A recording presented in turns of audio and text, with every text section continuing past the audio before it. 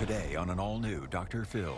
I am a preschool teacher. I don't understand why my own son's father doesn't trust me with my child. A mother. You said you worked at Children's Palace Academy. Yes, Children's Palace. We actually called that place and talked to them, and they say they don't have any record of you being an employee now or in the future. A custody battle. You lived with your ex and his current fiance. Were you on drugs at the time? No. Were you sneaking people in the bedroom window? I don't recall doing that. And a shocking allegation. If she actually believed that I was sexually abusing my son, why would she ask me to pick him up? Did you take him to the doctor? I ended up making an appointment. Did you take him to the doctor? No, she never took him to the doctor. Today's going to be a changing day in your life. You've never had anybody working harder to bring you to the threshold of change than right now.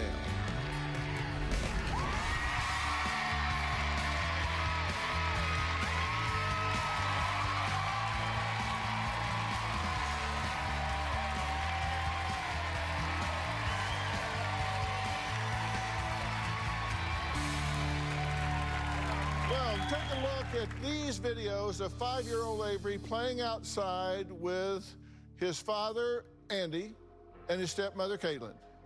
Seems like everything is going well, right? Well, not so fast. Avery's mother, Megan, claims Andy is a narcissist who's trying to replace her with his fiancée, Caitlin. She claims her ex lied to the court, falsely painting her as an unfit, unstable drug addict. She says he is now purposely keeping her in the dark about her son's entire life. In fact, Megan claims Andy and Caitlin have only allowed her to see Avery once in the past 3 months. Take a look. Outer space, here we go. Andy and Caitlin are alienating me from my son, Bye-bye. trying to phase me out Bye-bye. as a mother. Down low. Too slow. I am completely kept out of the loop. You ready? Ready. There we go. I'm never informed of doctor's appointments or when Avery's sick. They've enrolled him in school and in extracurricular activities without letting me know. How was karate, baby? I was never informed about Avery having a preschool graduation.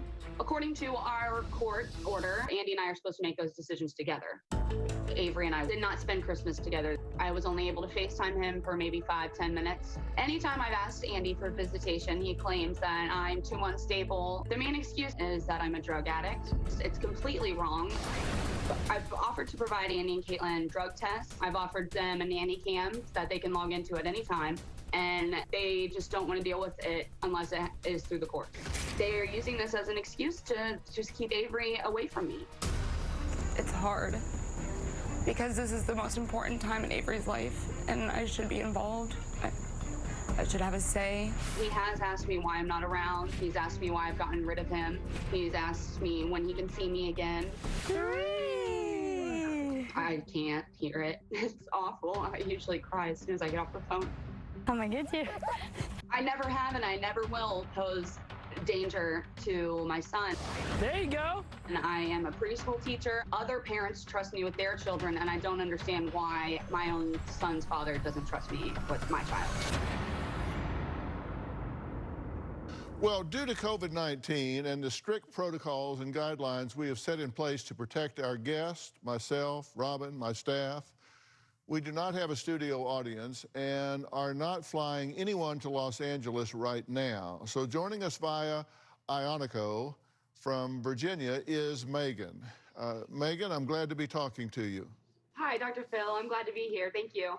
I think that the natural order of things is for the parents of children to be in those children's lives. And so my goal here is to figure out what the obstacles are for you and to get you as much into your son's life as is at all possible. Why do you feel that you're not in your son's life, and why do you feel that you're actively being phased out of your son's life?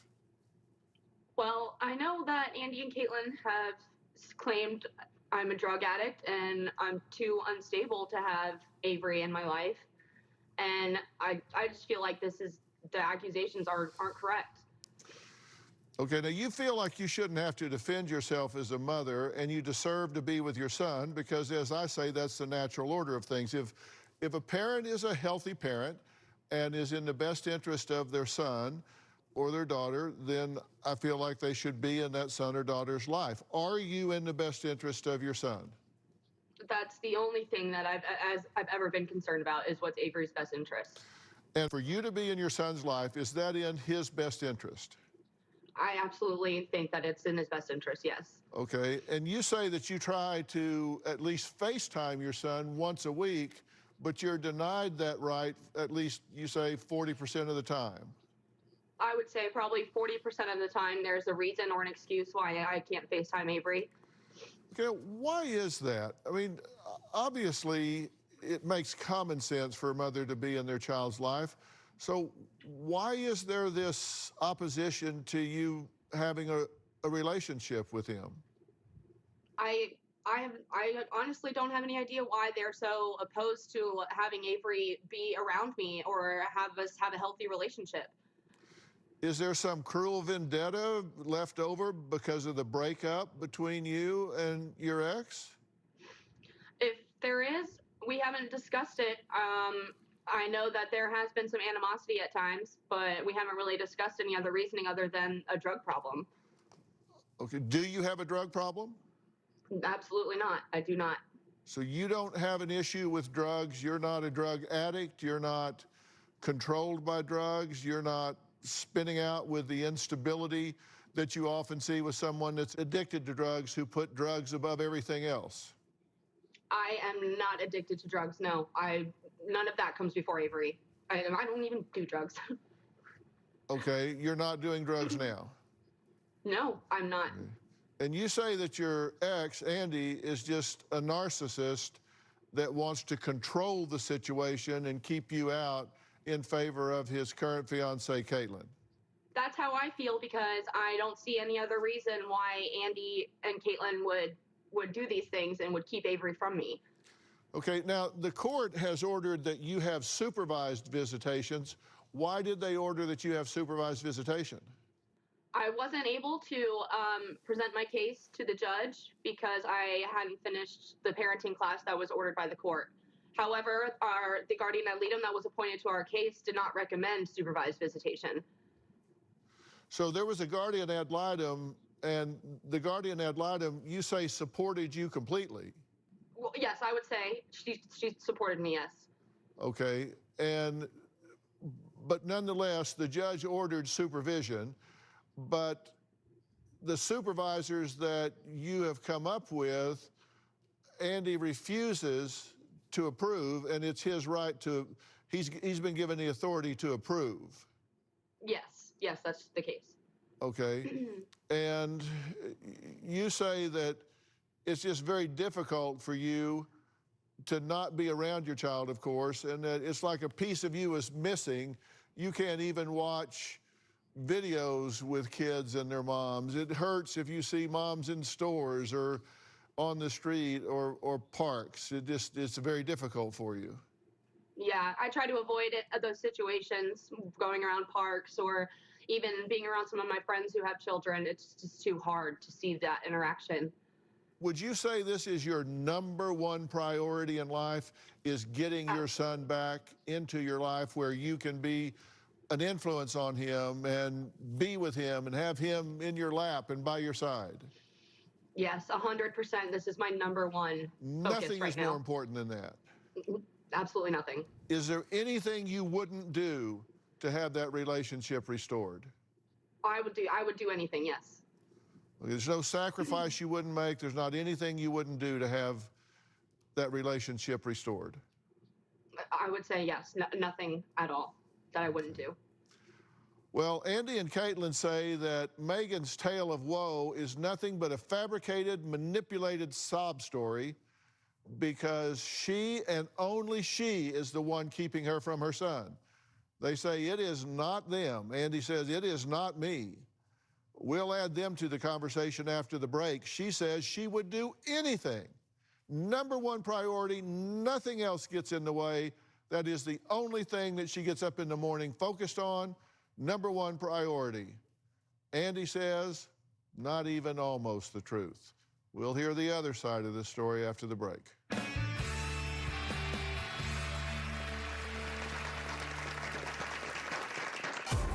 Megan is absolutely oblivious to the fact that she's not a good mom. She doesn't attend school functions. She doesn't call, doesn't video chat. Megan's constantly telling people that we stole her baby. We did not take Avery away from her. And later, you have actually lived with this couple. Right. Were you sneaking people in the bedroom window?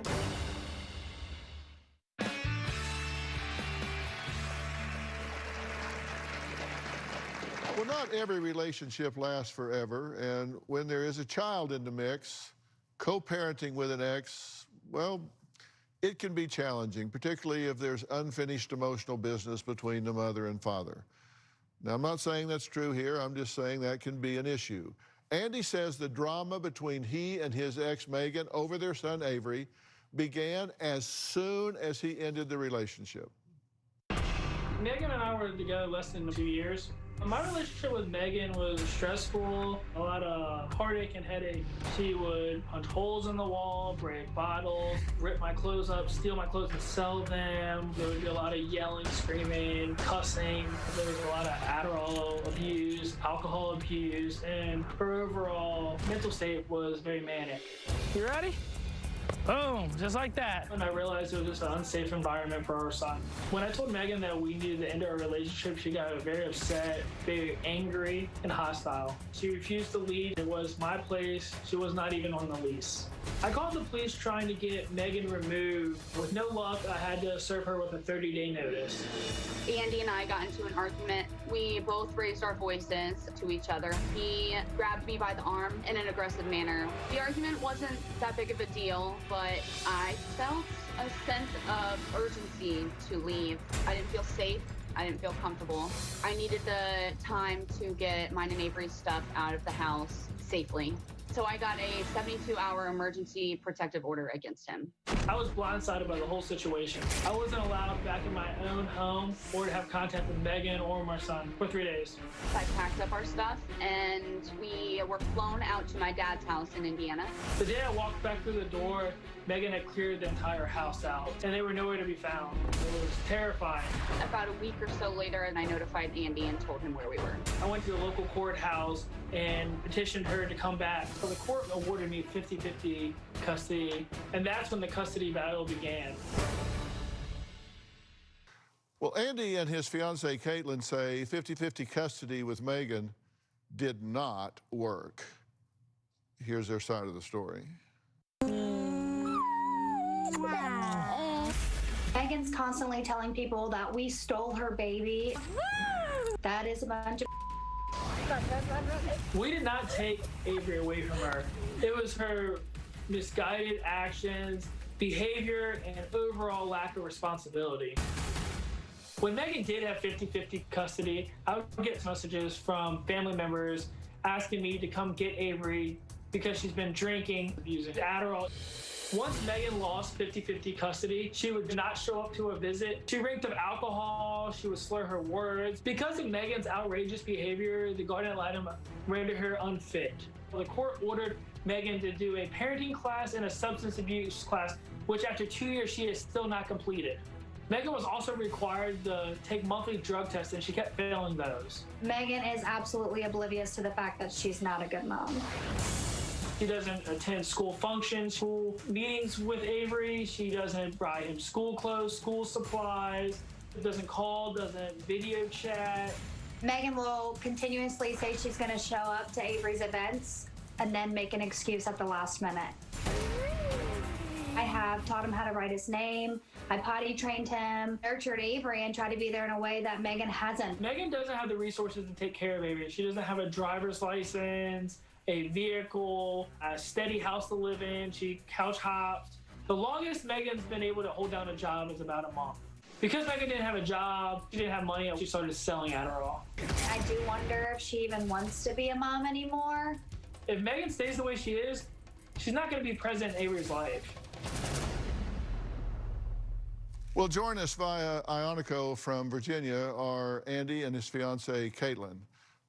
Andy, Caitlin, thank you for joining us here. Andy, let me start with you.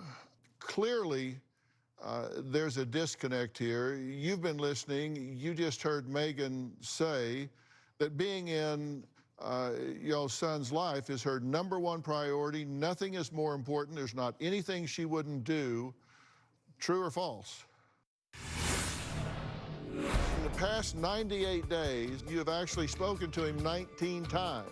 I've at least tried. And those are the facts. And later, you said you were a preschool teacher. I was supposed to start this past Monday. Well, they say you're not an employee. Why were you putting on your uniform and leaving and pretending to have a job when you didn't?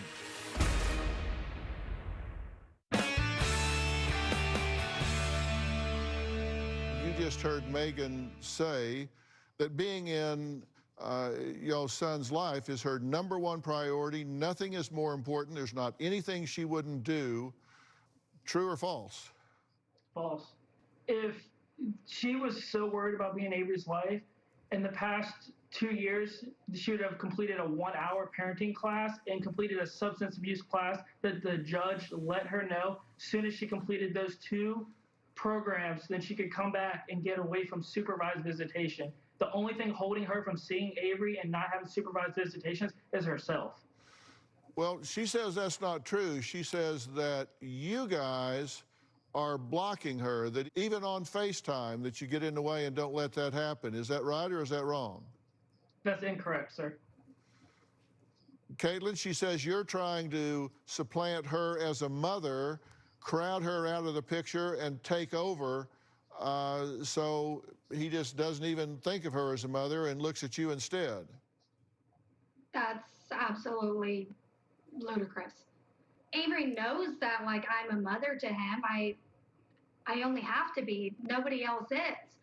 But he absolutely has pictures in his room of her. We talk about her, everything. She's definitely made sure that we make sure that she's important to him because he wants to talk about her. He wants to ask about her. So, of course, we include her in everything that we can in conversation. We don't try to push her away, and I don't want to take her place. Do you believe that, Megan? If that is the case, that's not what they are making it seem like to me. Anytime I've tried to communicate with them about my position in Avery's life and what they tell him or don't tell him, I don't get any information back. Well, you say that they block you from trying to talk to him even on FaceTime. Right. They have at times. I've asked multiple times for if I could call, and either I don't get a response. She'll ask to speak to him knowing that he's either in his extracurricular activity like karate, or she'll say at 7 o'clock, hey, can I call him? And we'll say, hey, we're eating dinner, call in 30 minutes. And then she'll text back 3 days later and say, hey, can I call him? Or she'll wait until 9, 10 o'clock at night to reach back. We have never stopped him from seeing her. She's only stopping herself. Everything I've never asked past 8 o'clock to call Avery. I know for a fact not to do that. And I don't know about Avery's extracurriculars because you have not told me about them. Well, we actually did a bit of an audit, and in the past 98 days, the requests to speak with Avery have been 26. And out of the 26, you have actually spoken to him 19 times out of the 26.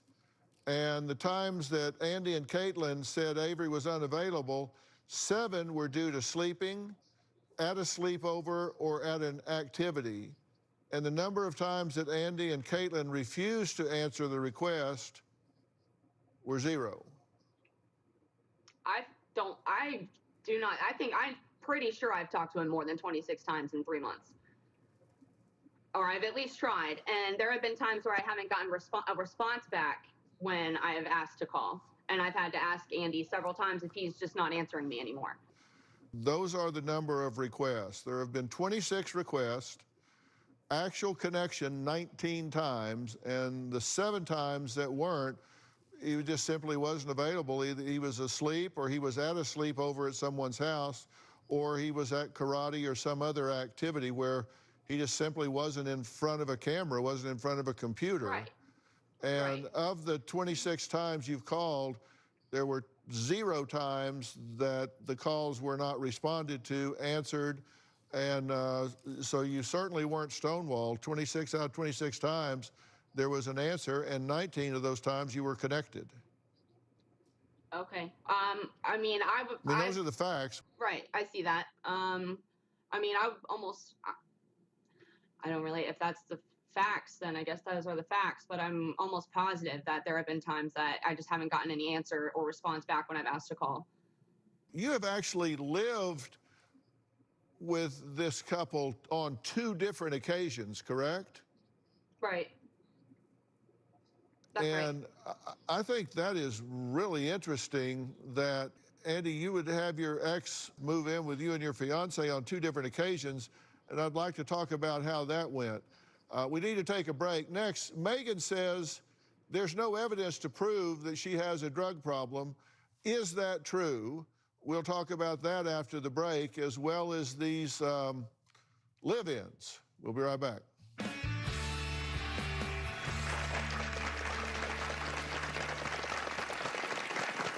At first, living with Andy and Caitlin was amazing. Megan would sneak people into the room, help herself to my clothes, and just take whatever she wanted. It was a complete nightmare.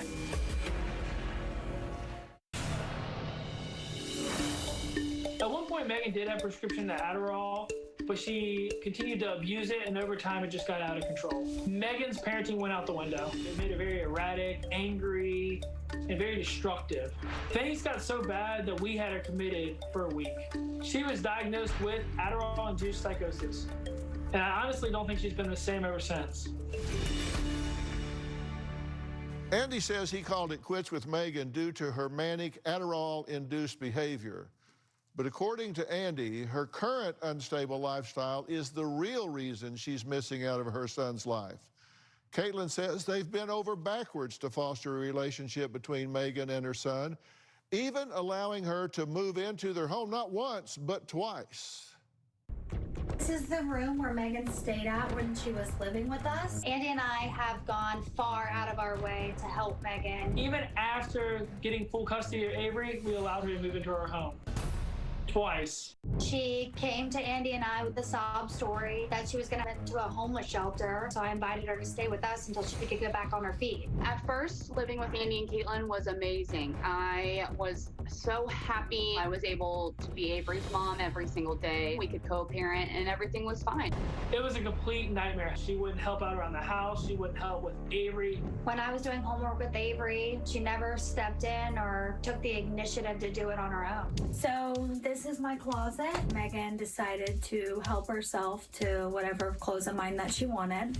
Megan treated our house like it was a hotel. Megan would sneak people into the room. Megan would continuously show up intoxicated from work, go into my freezer and throw away my food. On one incident where I came home and Caitlin had chained the fridge shut with a lock and chain. There would be times Megan would actually go through the trouble of putting on her uniform, making us believe that she's going to work. Come to find out, she's out drinking and partying and taking Adderall. One time she told me she worked at a daycare, had a uniform for it. She was like, yeah, you can come here. Bring Avery up here to meet the director. She gets back at 2 o'clock. So I called. She got hired, but never even went on one day.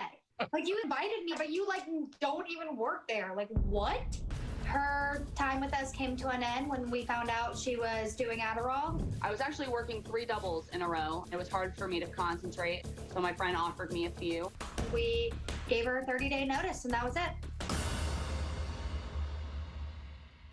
Okay, I find this pretty astounding, Megan, that you actually lived with your ex and his current fiance. You moved in with them? Yeah, it was supposed to be temporary until I was able to get on my feet and figure out where to go from there. Well, that doesn't sound consistent with them trying to block you from Avery's life and get him to forget you. How do you square that up with them trying to isolate you from your son? That started after I had moved out of their house. They started to cut off contact with me and Avery. Okay. So you moved in the first time, and how long were you there? I believe it was around 3 months. 3 months? Yes. Okay. And the first time you moved in, what was your frame of mind? What was your physical, mental, emotional condition? I'm really glad that you asked that, because some of the statements that they made, I wanted to come back with that I was really suffering from depression, and I hadn't realized it. I did not know that that's what I was going through, because I'd never experienced it before. They say you were detoxing from alcohol and Adderall. I'm not sure where they get this alcohol usage from, but I wouldn't say that I was detoxing, but I was definitely in a state of depression. Were you on drugs at the time? No. You And when I weren't, was living with them, no. you weren't coming down detoxing from drugs? No. Caitlin, you're shaking your head, So, not just yes, but hell yes, it looks yes, like. absolutely. After she had lost like once Andy was awarded primary custody, I guess maybe then she decided she was going to try to stop taking Adderall. So she was, I guess maybe she was depressed from coming off of Adderall and everything, but she was definitely detoxing from Adderall, trying to maybe learn how to relive her life without Adderall. And then she was kicked out from her boyfriend's house, so that's how she ended up at my house. Okay, and were you, the second time you were there, were you sneaking people in the bedroom window? Were you taking Caitlin's clothes and wearing them to go out and party? I would borrow her clothes, yes. Did you take Caitlin's debit card? I knew that was going to be brought up.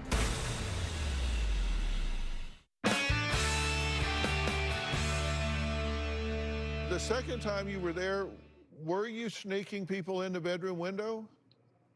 I don't recall doing that. I don't recall doing that. You don't recall doing that? Yeah, I mean, I had people stay, they let me have people come over, but I'm pretty sure, no, I never had anybody sneak into the house. The number one rule when she was staying there is she was not allowed to have anyone come to that house. She was without us knowing, and we would come in and the window would be unlocked. So I there would was leave never that a time open. when we I told her told she you could have guys, I left anyone that stay the open night for me. there. We would In never case want you guys another decided to guy lock me out. staying there, especially with Avery, for him to have the opportunity to open the door in the morning and see someone else there. I wasn't leaving the door open to sneak somebody in. I was leaving the door open in case I needed to get into the house after getting home from work or whatever, if I got back late and they were going to lock the door. Majority of the time, I picked you up from work, so I'm not sure why you need to leave the door unlocked. Because I actually got up in the middle of the night to pick you up from But work it wasn't as well. because I was sneaking people in. Okay, you said you were, in your initial tape piece, you said you were a preschool teacher. Other people trusted you with their children. Why would Andy not trust you with your own child? And when they called to see if you worked, where you were putting on a uniform and saying you were going to work, they said that you'd been hired but never showed up for work. That was probably in the beginning when I was really struggling with the depression and all of that. Maybe I just felt like I didn't want to disappoint them. I'm not sure what my reasoning was then. Okay, well, on your employment, you said you worked at Child's Place Academy, but that place does not exist in your area. So we checked Children's Palace Academy. Palace. Yes, Children's Palace. Yeah, I haven't. And they said that you're not an employee. So we checked Children's Place Christmas Academy. They said you're not an employee. We checked Children's Place Family Daycare, 460-mile round trip. The Children's Palace, yes. I was supposed to start this past Monday, but then when I was contacted about Dr. Phil, that got pushed back. Well, they say you're not an employee. Oh, well, I'm not. I mean, I got hired and everything. I did all my paperwork, and I was supposed to start this past Monday. Well, we actually called that place and talked to them, and they say you're not an employee now or in the future. They don't have any record of you being an employee. Well, that's interesting because that's not what I discussed with them. Why were you putting on your uniform and leaving and pretending to have a job when you didn't? When I was staying with them, like I said, I think I just didn't want to disappoint them, and the fact that I wasn't actually working. Were you taking Caitlin's clothes and wearing them to go out and party? Well, there was occasions where I would borrow her clothes, yes, but I would not go out and party. I'm not sure why that's being said. Did you take Caitlin's debit card when you moved out the second time? Oh, so that, I knew that was going to be brought up. And that was just when we were having our spats near the end of me living there. I just kind of did that out of frustration, and I never used it, or I never attempted to use it until I had it logged into my Uber account and accidentally went to the first card that was on there. There's actually a fraud department text. Did you purchase or try to purchase $24.50 Uber cash? The Uber account has an unrecognized charge that comes from a separate account, shares a payment method. Account holder's first name is Megan. That was a fraud alert that was sent out when you tried to use the card. Right, that was when I had it registered on my Uber account.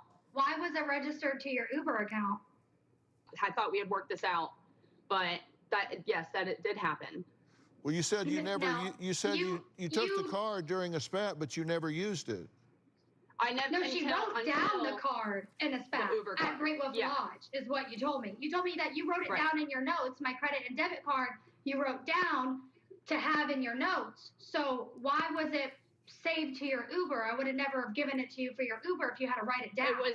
I had logged it into the Uber account when I first did the card, and I got the information, and then weeks later I had tried to get an Uber and it registered her card first. So you did use the card? Yeah, well, yes, it was attempted, but it was actually an accident. I didn't mean to use the card. I hate it when that happens. Right. Next, Megan claims there could be a more sinister motive as to why Andy insists on keeping her away from their son. We're going to find out what she says that is after the break.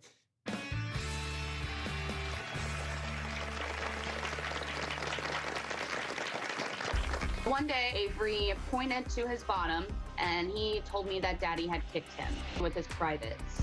It was just ludicrous. I would never do something like that. After CPS investigated it, the allegations were completely unfounded. Hey everyone, season 19 is underway. If you never made it to Hollywood to be a part of the studio audience, well, now it doesn't matter. If you're in Oklahoma, Georgia, Texas, New Jersey, or anywhere else in the world, now you can be a part of our virtual audience. All you need is a computer and an internet connection. Go to drphil.com and click on Be Part of the Audience for more information. Megan is court-ordered to pay bi-weekly child support. For the past 2 years, we have gotten half a payment that she didn't even take the initiative to pay. The company had to find her. Right now, Megan owes us over $6,000. It's frustrating that we are even having to be involved in her mess, like we're her parents or something. Well, Andy and his fiancée, Caitlin, say not only is Andy's ex, Megan, not stepping up to the plate as a parent, she is also thousands of dollars behind in child support, which in her state could land her in jail. Megan says Andy's need for control and custody over their son may be to keep their little boy quiet about the possible abuse he endured from his father. When Avery was around 3 years old, I noticed changes in his behavior. Emotionally and physically, he was struggling, and I couldn't really figure out why. One day, Avery pointed to his bottom, and he told me that Daddy had kicked him. I asked Avery if Daddy had kicked him with his foot. He then responded with, "No, Daddy kicked me with his privates." As soon as Avery said that, I felt that sinking feeling in my stomach. I wasn't sure how to respond. Was in contact with Andy. I told him I don't want to do this to you. However, when my child comes to me and says something concerning like that, I have to take action. When Megan came at me with those accusations, it was just ludicrous. I would never do something like that. It was downright disgusting. 2 days later, she files a CPS report. After I called CPS, they had me go pick Avery up from Andy immediately, and the investigation began. But to be very clear, the day before Megan courted it, she actually asked Andy to come pick Avery up. If she actually believed that I was sexually abusing my son, then why would she ask me to pick him up a day after hearing that? After CPS investigated it, the allegations were completely unfounded. CPS ended up opening a negligence report on her. I don't want to believe that something happened, but I wonder if Avery was telling the truth. Sometimes I wonder if Andy is putting us through the court to prevent Avery from telling me any more than he already has. Well, okay, Megan, you made a claim that your son told you some things on January 9th in 2018, and you said, you sent a text that said, Avery is telling me something disturbing. Andy says, what? You say, he's telling me his butt hurts. You kicked him with your pee-pee, taking him to the doctors to be checked. Andy says, okay, Megan. You said, I would never make this up. Andy says, you need help. Megan says, I have no choice but to take action. The doctor will do an exam. She can refer me on what to do from there. Now, this is on the 9th. Then on Wednesday the 10th at 2:53, Andy says, when am I getting him? Megan, tomorrow before class, or I can bring him tonight. Okay, I do have reasoning behind that. We just both know it was a accusation just to make sure that you can sit there and try to get custody. You can't keep making up lies. The facts were never there. You do not want to miss tomorrow's shocking conclusion. Will Megan, despite all the evidence against her, continue to deny her role in why she has not seen her son in months? Will she finally stop blaming others and listen to what it will take to be in her son's life? Plus, I'll tell Andy what I believe when it comes to Megan accusing him of sexually abusing their son. That's all tomorrow. I want to thank all of my guests today. For more information about today's show, log on to drphil.com. Also, we'll be talking about this on Facebook, Twitter, Instagram. You can find me on TikTok. I'm everywhere. And don't forget to subscribe to Robin's podcast, I've Got a Secret. We'll see you next time.